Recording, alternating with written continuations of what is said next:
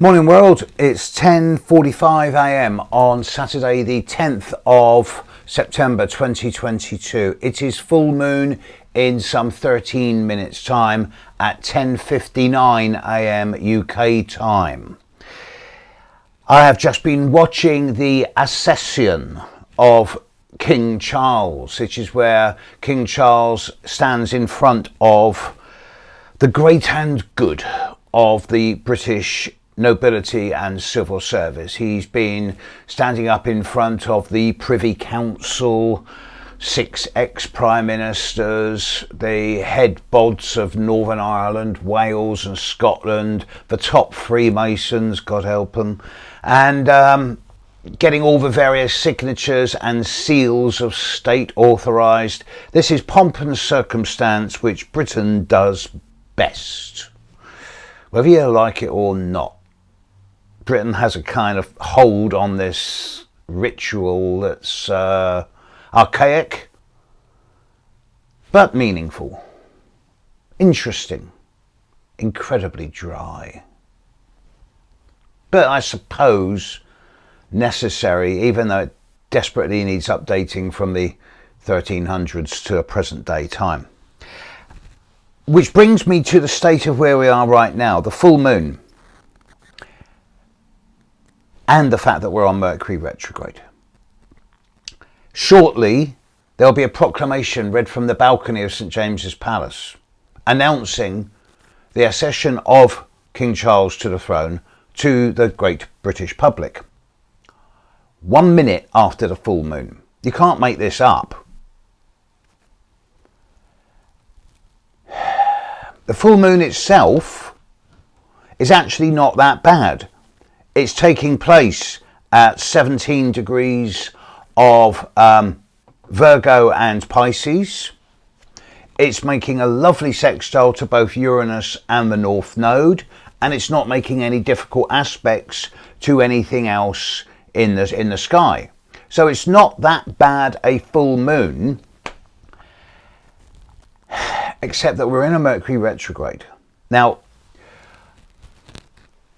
in the last 24 hours, a number of my students and a number of public have written to me, drawing one or two things to my attention.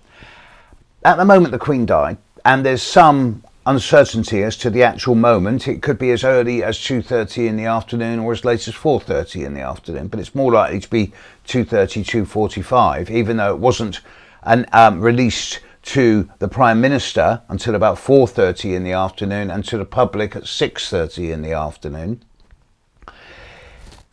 But at the moment the Queen died, the moon was conjunct Saturn and was just about to go void. So Prince Charles actually became king at the moment of his mother's passage, and that was on a void moon. The moon went void at 1:25 in the afternoon. The Queen died and the new king became king on a void moon. And I said I wouldn't do this yet because it's not that complimentary, but it seems like circumstances are pushing me to have a look, not so much at a thorough, objective look at the horoscope of the future of the new king, but to look at certain factors. The Mercury retrograde is directly squaring Charles's exact opposition of Jupiter and Uranus, suggesting that his personal truths, beliefs and philosophies are going to be severely tested over the coming weeks. He will not be able to pronounce on things as he has in the past. This is an accepted fact. Saturn is squaring his sun from now through to the early new year.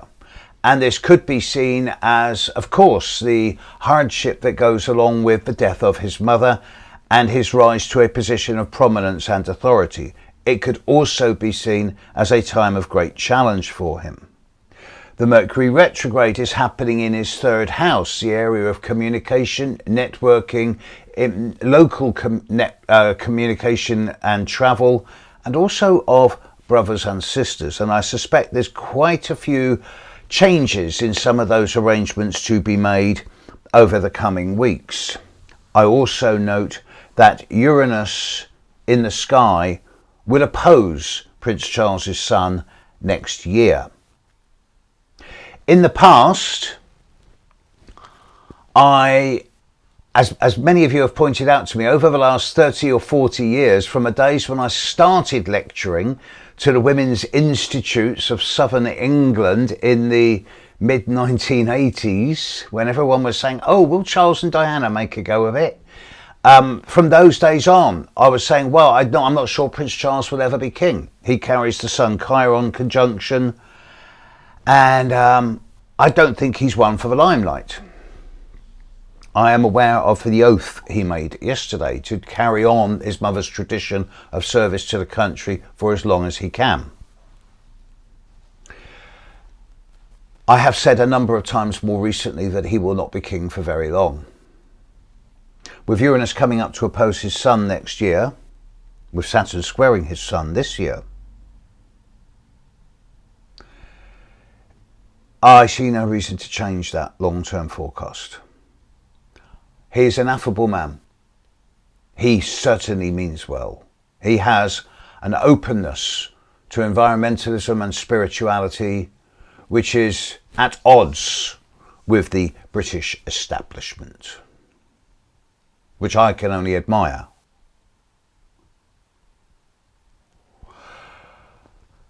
But time will tell. I just hope. The timing of this is weird.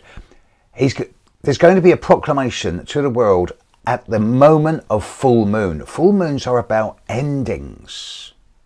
New moons are about new beginnings. He became king on a void moon.